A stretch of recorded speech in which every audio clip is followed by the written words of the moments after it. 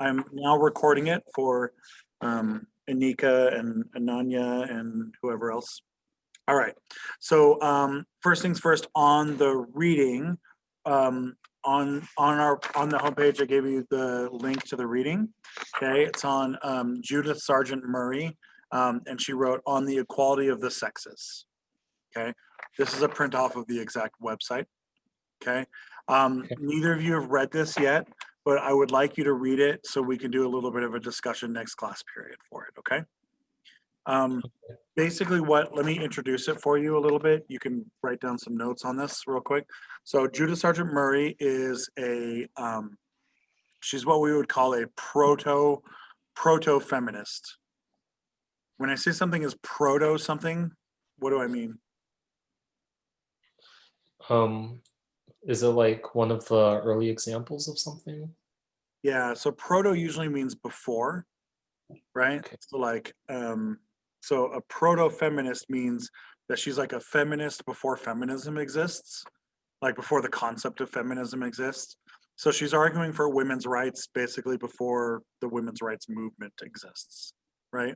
She's one of our earliest examples of a women's rights activist. And if you look at when you look at it, you're going to see the first page is kind of formatted weird. The first page is like a poem, essentially, right? And it's because at the time, women weren't allowed to publish like nonfiction stuff. They they just weren't. They just didn't do it. It just wasn't allowed. And so what we see is a lot of women at this time period would publish like poetry, and then they would put some nonfiction stuff underneath the poetry, right? So this happened a lot of times with like women scientists. You'd get a little bit of poetry, and then once you read through a page or two of poetry, then suddenly you're getting like a biology paper on like the shape of leaves or something. That was really, really common to do that. So in her case, she's giving the lesson on like women's rights and stuff. All right. Now, she is writing this in 1790. So she's writing this right at the birth of the Constitution, right at the birth of the new country. And she's basically making the argument, hey, I thought you said we're all about freedom, right? We're all about freedom. We're all about equality. We're all about voting. We're all about, supposedly you're about life, liberty, and the pursuit of happiness. Well, what about the women? Right? So she's chiming in, what about the ladies? I think you're going to like her a lot. Like if you read her and just let it sink in, because she is a punk rock. She's a punk rock. She's awesome. I love reading her stuff. Some students get kind of tied up on the language is really kind of, educated and a little bit hard to read, but her message is a punk rock message. Her message is like overthrow the system, let's fix this, right? And I think you're going to find that she has some snark and some sass, and that she's she's awesome. Okay, so I really hope that you guys can enjoy her, because she's fun to read. She's one of my favorite. She's one of my favorite writers to read from this time period. Cool. All right. So next class period, please have that read so we can do our discussion. Okay. All right. So let's get going. Big number. I think we're on U. Is it T or U? It's T. T. Okay. For so us. big, Yeah. For you guys, yeah. So big number T is the Constitution. The Constitution, 1787. We've already established that the Articles of Confederation suck, right? The Articles of Confederation are a hot mess. Everyone agrees they're a hot mess. Nobody likes them. And so they get together and they decide that we need to do this Constitution. They first meet in Annapolis, Maryland. And in Annapolis, they basically just agree that they need to meet again and redo the whole thing, is essentially what they need to do, right? And then after that, they meet in Philadelphia. The picture here is Philadelphia. They go to Independence Hall in Philadelphia, the same place where they signed the Declaration of Independence. And they meet in Independence Hall and they write up a new constitution. All right. For your test in May, you're not required to know every little bit of the Constitution. That's more like the AP government exam. You need to know more about the process of how it was passed and stuff. Okay, so Shivani, why don't we have you read the preamble here? Okay. We, the people of the United States, in order to form a more perfect union, establish justice, ensure domestic tranquility, provide for the common defense, promote the general welfare, and secure the blessings of liberty to ourselves and our posterity. Do ordain and establish this Constitution for the United States of America.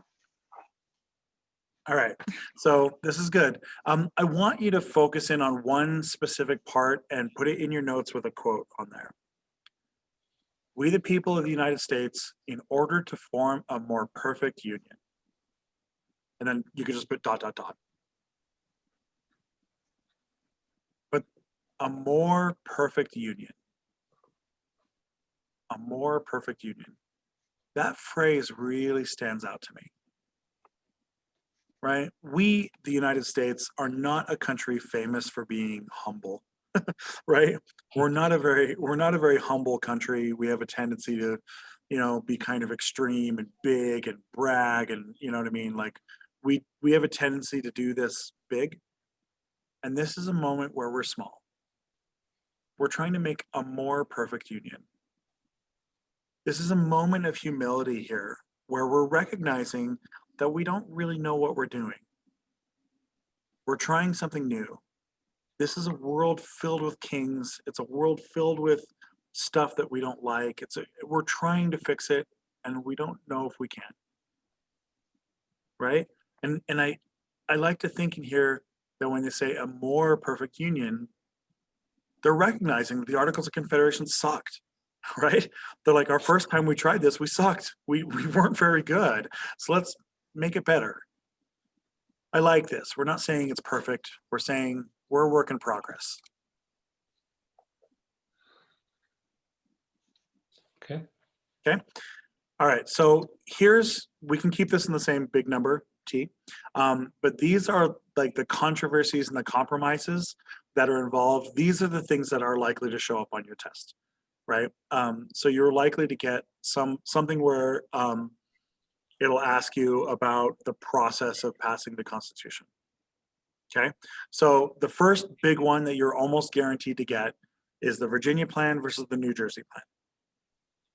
All right, this is an argument. Both of these plans are an argument about what the legislature should look like. Okay, the Virginia plan says that big states get more votes. It's arguing for proportional representation. The bigger the state, the more votes they get, the more representatives they get. Unsurprisingly, the biggest state at this time period is Virginia, of course, right? Today, this would be the California plan, right? So Virginia is the largest state in the nation, and so Virginia is arguing more people, more votes. The New Jersey plan, I think you can see where this is going to go, right? What is the New Jersey plan going to argue? Each state gets the same number of votes. Yep, one state, one vote. Okay, New Jersey, one of the smaller states, right? And New Jersey is sandwiched right between New York and Philadelphia and Pennsylvania, right?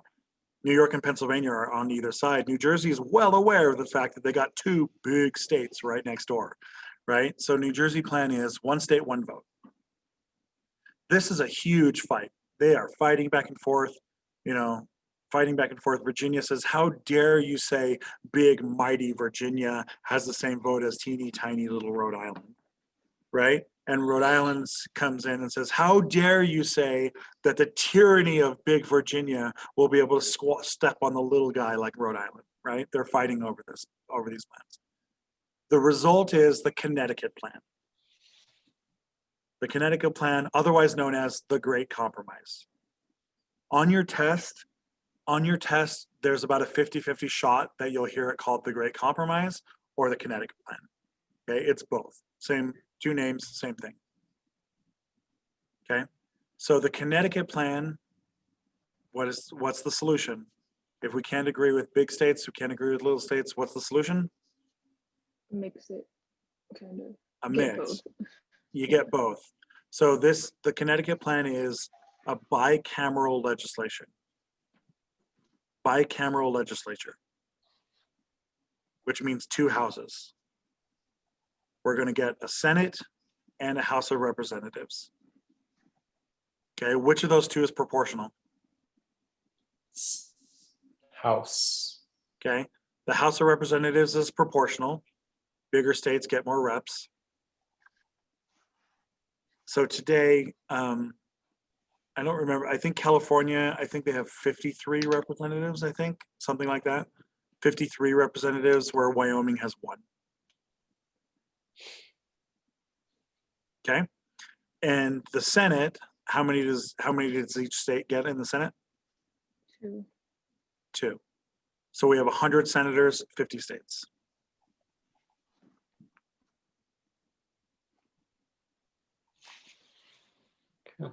Okay, and then they basically just divide the powers, right? The House has these powers, the Senate has these powers, and they just kind of divide them up.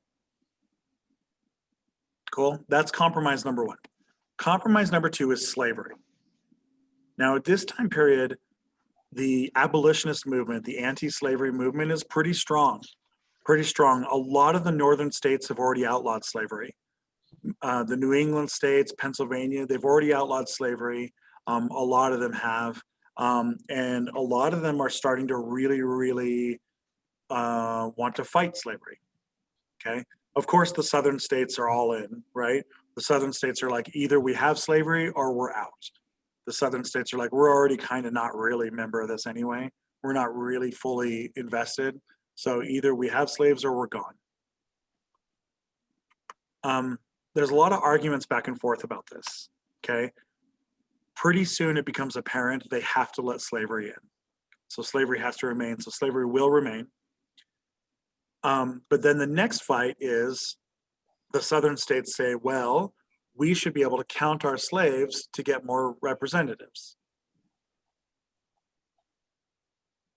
Okay.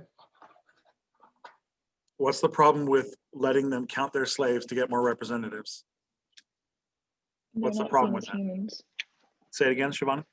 They're not seen as like full humans. Yeah, that's John Adams' argument. He says, hold on a minute. One moment you say that they're people or they're property and that they're not people, and then the next moment you want to give them representation. What is it? Are they people, or do they get, are they people or are they property? Right? John Adams is one of the loudest voices against slavery at this time period. So on the anti-slavery side, we have Washington. We have anti-slavery. We have Adams, Hamilton, and Franklin. Adams, Hamilton, and Franklin are on the anti-slavery side. We have Madison on the pro-slavery side. Washington is also pro-slavery, but Washington's staying pretty quiet about everything. And Jefferson is in France. Jefferson argues both sides because he's Jefferson. Of course he does. Yeah. All right, so this is where we're going to get one of the most notorious compromises. It's called the 3/5 compromise. The compromise here is slaves get to count as 3/5 of a person.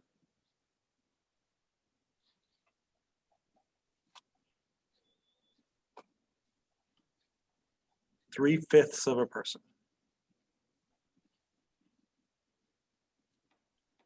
So this means that the southern states get more representation, of course. All right. The other big controversy that goes back and forth is, what do we need in our government? So they decide we need 3 branches. The 3 branches, what are the 3 branches? Judicial, executive. Legislative. Legislative, right? So in the order, it's legislative, executive, judicial. That's the correct order. Legislative, executive, judicial. That's the order they're presented in the Constitution. Okay, so they come up with the 3 branches. And then those 3 branches all have built into them this concept of checks and balances. This means that each of the three branches have the ability to check and balance the power of the other two branches.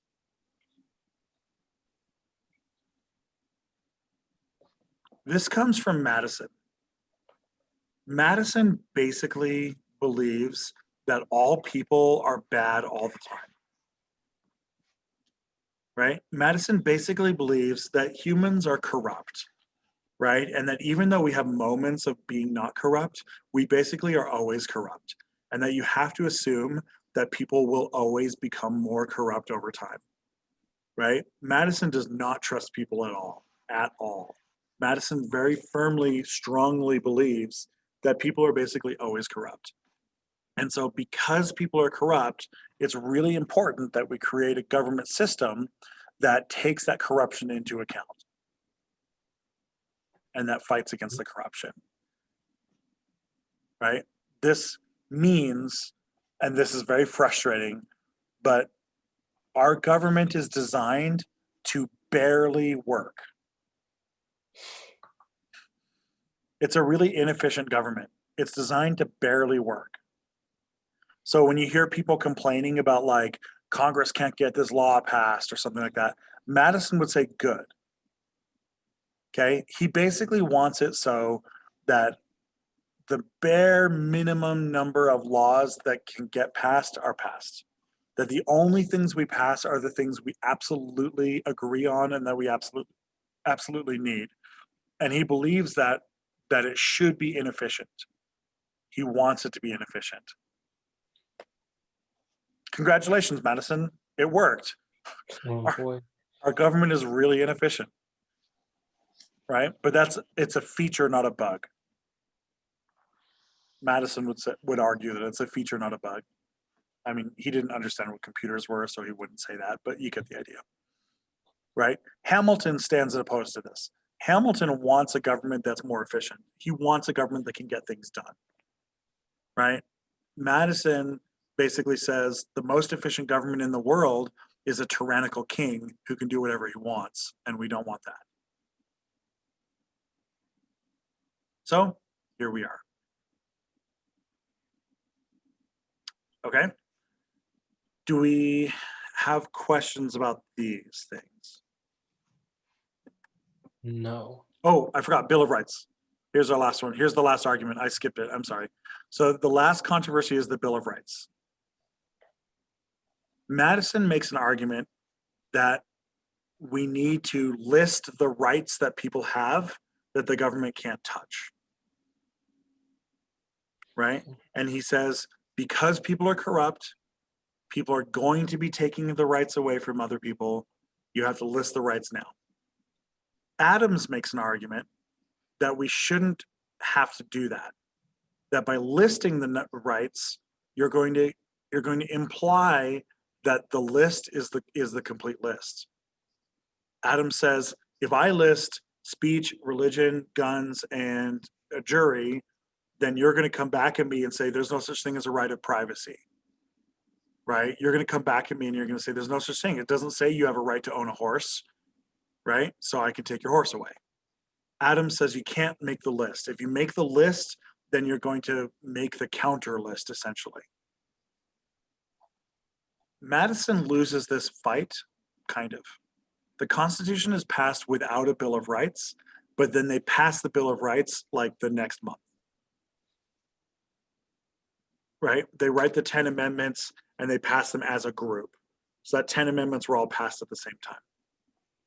And those 10 amendments are the Bill of Rights. Okay, so they argue back and forth about the nature of this.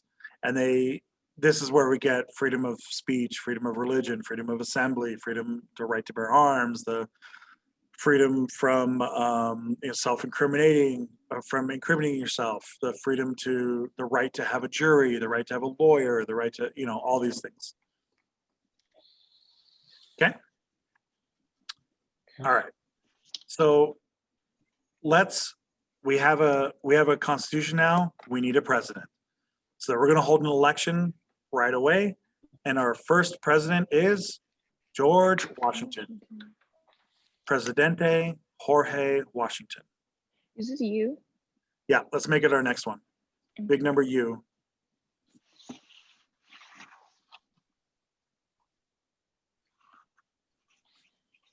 Okay, so he's president number one. As we get going through the year, I'm going to have a slide like this whenever we get a new president.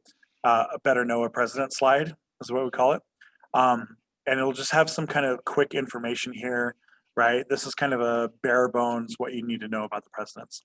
A lot of our presidents kind of suck and don't really do much, so we'll skip through them really quickly. But the ones that matter, we'll spend a moment with. Okay, Washington matters. So he's our first president.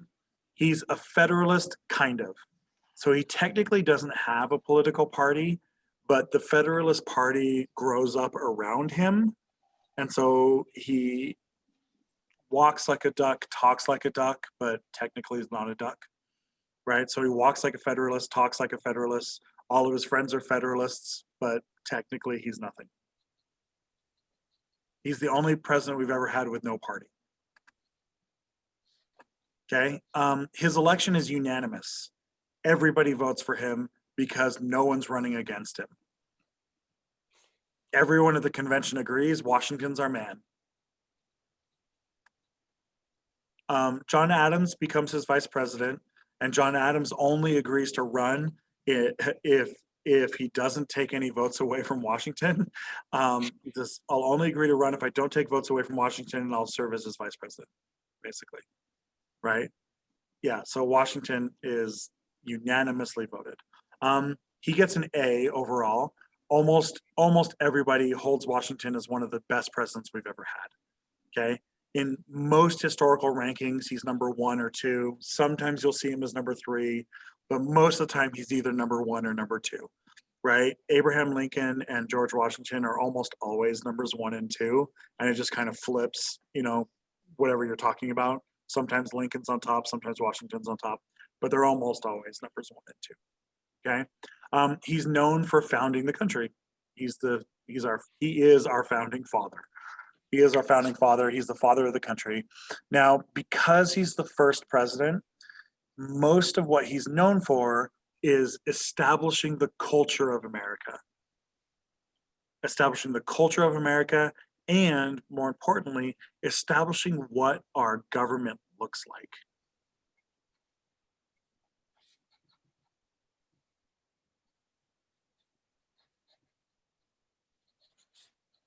Okay. It also sounds kind of weird, but he's known for stepping down. Washington becomes one of the first rulers in all of world history to have power and voluntarily give it up. And it's really important that he does that. When he gives up his power, the whole world is looking at this going, holy crap, I didn't know you could give up power. Like, most of the time you either die or you're taken over or you're murdered, right? You know, or someone just takes your power from you. Like, you don't give it up. He gives it up. The National Bank and the Whiskey Rebellion are 2 things that are going to come up during his presidency. We'll give them their own letters. We'll give them their own numbers. But stepping down is one of the most important things he does, is that he establishes that's what you do. He is the reason why we have presidents serve 2 terms, that presidents can serve 2 terms. After his second term, Washington basically just says, I don't think anybody should be president for an entire career. I think 2 terms is enough. And he steps down. By all accounts, he didn't seem to really like being president that much, right? Washington's kind of like cold and distant. He's kind of a cold, distant guy. A lot of people mention that he's not particularly nice or funny with people. You know, he keeps himself cold and distant on purpose, right? There's a lot of people who want him to become a king, right? There's people who are like King George the First, right? And he is really, really aware of that. And so he's trying to resist it. Okay, so let's do some of his stuff that he did. Okay, under Washington, we can go big number V. The biggest question under Washington is most Americans don't know what democracy looks like. we don't know what the country looks like. We don't know what it means to be American. We don't know what it means to be not subjects of a king. Like, it's really hard to understand. And if you have like the backwoods of Virginia and the city of New York, how can they possibly be the same country? Right? Like, this is a conflict. One of the very first conflicts that are going to arise in Washington, so you could say for one of the first conflicts is the conflict between urban and rural. Urban and rural. Now, the conflict between urban and rural is going to follow us all the way till 2020. Okay? We are never going to resolve this. It is an issue in today's election. It's an issue from day one all the way till today. Okay? Hamilton makes the strong argument. Hamilton makes the very, very strong argument that we should be a merchant country, right? So put Hamilton on this side of the urban. He's on the side of urban. Hamilton's from New York. He lives in New York. He likes the cities. He says that we should be a country of merchants, that we should be industrial, that we should be producing goods that the world wants to buy. Hamilton has a vision that the United States is destined to be an economic powerhouse in the world. Okay? Jefferson goes over here. Jefferson says that the greatest moral standing for a human is to be a farmer. Jefferson has this idea that being a farmer attaches you to your land. It attaches you to a sense of personal responsibility, a sense of accomplishment, where you are growing the food you eat, you are building the home you live in, right? That you are connected. Life, liberty, and property has this root in being a farmer. Jefferson is very, very distrustful of big cities. He does not trust banks. Jefferson does not trust banks at all. He thinks that banks are basically all just corrupt, that they're all just like criminal organizations, right? And he says he doesn't trust businessmen. He doesn't trust banks. Jefferson doesn't really trust things like shipping companies and big cities. And he thinks that people who live in the city are detached from what makes them good. Hamilton, on the other hand, argues if we're a nation of farmers, we're going to be left behind. We're going to be poor. We're going to be forgotten. And eventually, we will be weak and we might be taken over. Hamilton makes the argument, farmers get taken over.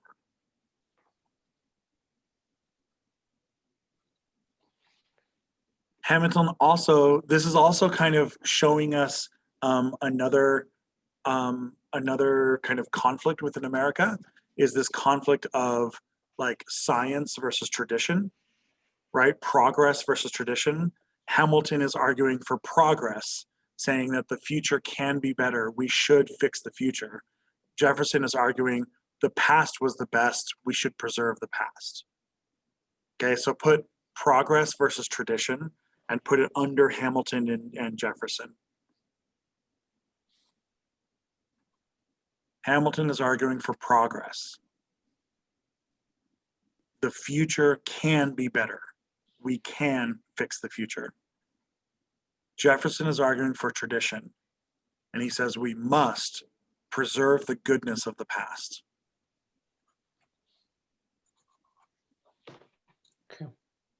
Okay. This central idea is going to drive basically every single political argument we have. Are you anti-guns or are you pro-guns? Are you pro-abortion rights? Are you anti-abortion rights?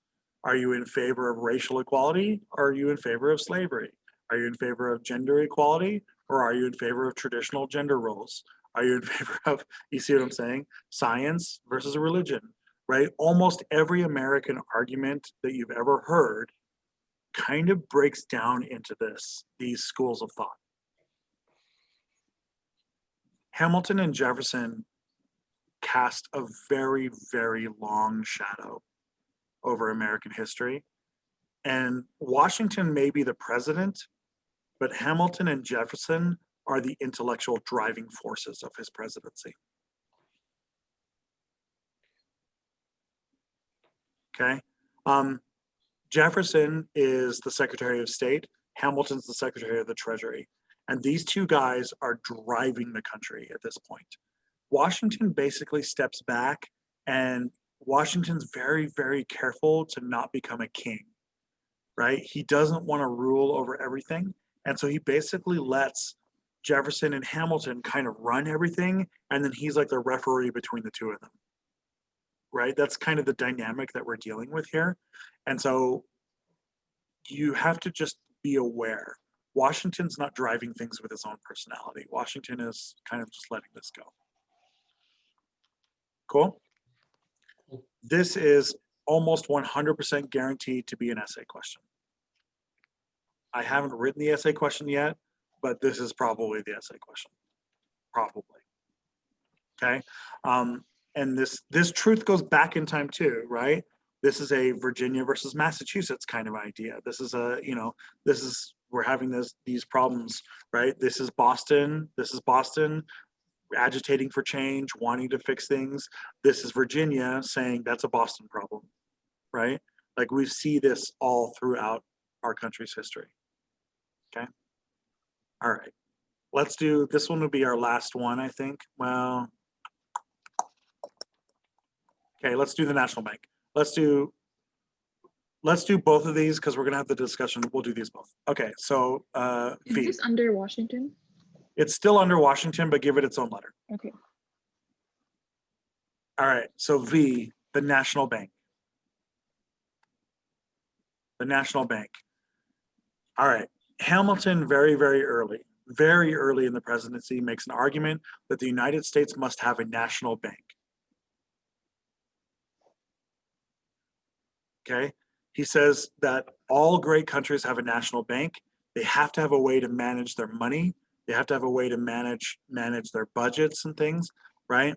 And so Hamilton founds the first national bank in Philadelphia. This is it right here on the picture. The first national bank in Philadelphia. Today it's a museum. Okay, today we would call this bank the Federal Reserve. That's what the Federal Reserve is, okay? That's a modern term. They didn't really know what that was back then. Back then, they just called it the National Bank. Now, the National Bank has to do, according to Hamilton, has to do two things. It has to assume all the state's debts, right? Remember, who's crushed by debt right now? Which states are? Massachusetts, but which other states are crushed by debt, generally speaking? Northern? The northern states, the New England states, right? The northern states, the New England states. New York has a ton of debt. Pennsylvania has a ton of debt. Massachusetts has the most debt, right? The northern states have all the debt. Okay, who is debt free? The South. Yeah, because they don't pay for labor, right? The slaves are making all the money for them, right?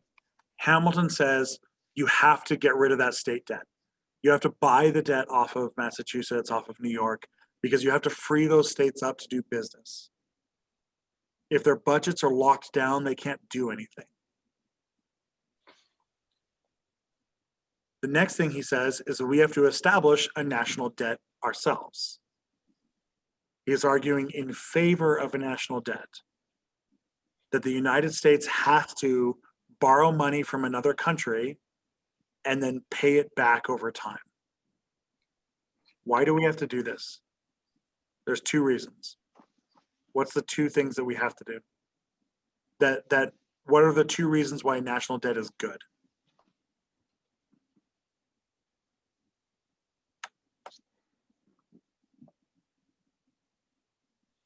I mean, The government has to have money to do stuff.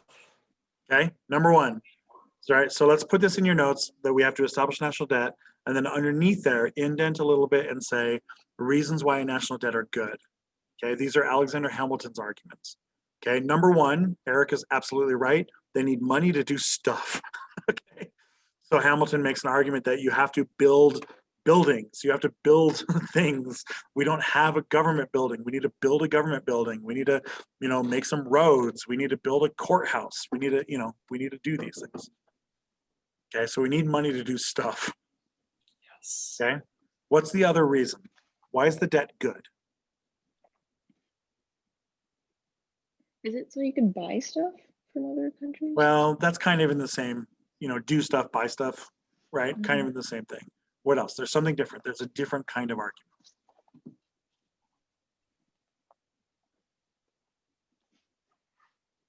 You guys don't know this yet, right?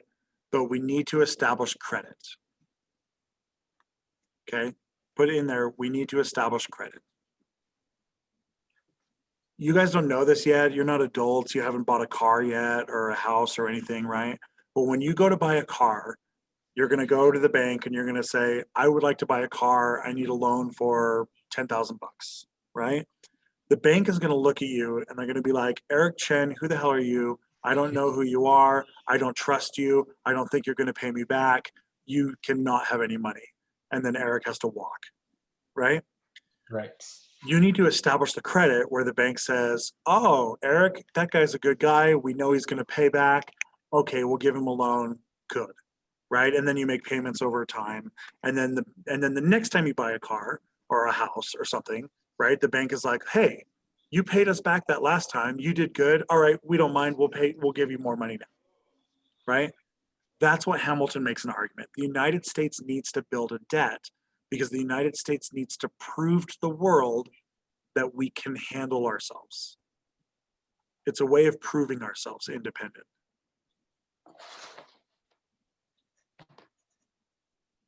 Now, who is going to be strongly, strongly opposed to this?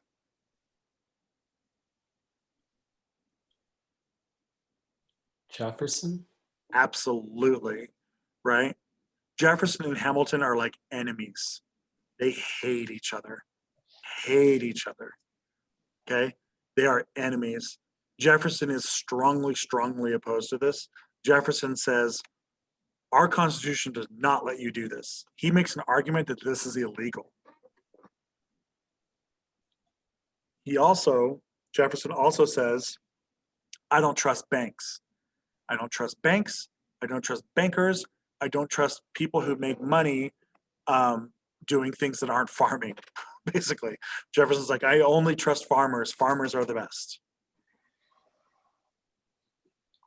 Okay, this is our first big fight. They're getting in a huge fight. We got Jefferson and Madison on one side arguing that you can't do this. We got Hamilton and Washington on the other side arguing that you can do this, right? Washington's not really arguing. He's mostly just being a referee, right? But you have Hamilton versus Jefferson and they're fighting over this, right? They sit down and they come up with a deal. Okay, here's the deal. Okay, so you put Jefferson and Hamilton are fighting.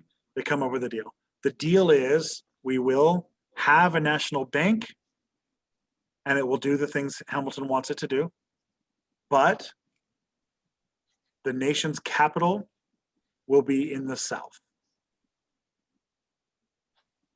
And so they mark out a little piece of swampland in Virginia and they take a chunk of Maryland and a chunk of Virginia out and they mark it, it's swampland on the shores of the Potomac River, and they carve it out and they create the District of Columbia.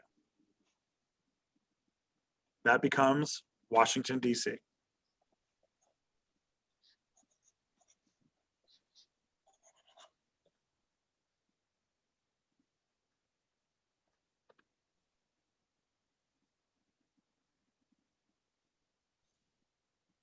Right? So the Southerners get the capital, right? Because at this time period, Maryland is a slave state, so does Virginia a slave state.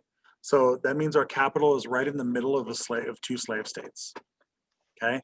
Previous to this, the nation's capital had been New York and it had also been Philadelphia, right? And so they were arguing over where it would be, and the southern states don't want the capital up north, right? Jefferson really, really doesn't trust New York, right? Hamilton's been arguing that New York should be the capital because New York is going to become the biggest city and it's going to be the center of all business and stuff. Which he's not wrong, right? Yeah. Okay. Are we good? Yep. Okay. I think we're going to leave it here. We're going to leave this here. Next class period, we're going to finish off Washington, and then we're also going to do Adams, and then we'll have a test next week. Okay. You guys have a quiz. You have a quiz. It's on Canvas. It's quiz number 5. No, 2.2, I think it is. Right? It's the quiz that says Madison, James Madison. The code for the quiz. You ready? The code is vegetarian. As in, Benjamin Franklin was a vegetarian. And he actually was a vegetarian. Yeah. Yeah. So Benjamin Franklin was a vegetarian. So the code is vegetarian. Cool? Shivani, are you a vegetarian? Yeah, I am. Heck yes, you are. I am too. I am too. Cool. Yeah. A lot of Hindus are vegetarians. Quite a few. Yeah, I'm the only one in my family though, so Yeah, well, something like a third of India is. yeah, there's a lot. A lot, yeah. All right. Are we cool? Do we got questions? Mhm. Please do the I'm quiz cool. today, please. Okay. Cool? All right. Mhm. On that note, Cool. I'm stopping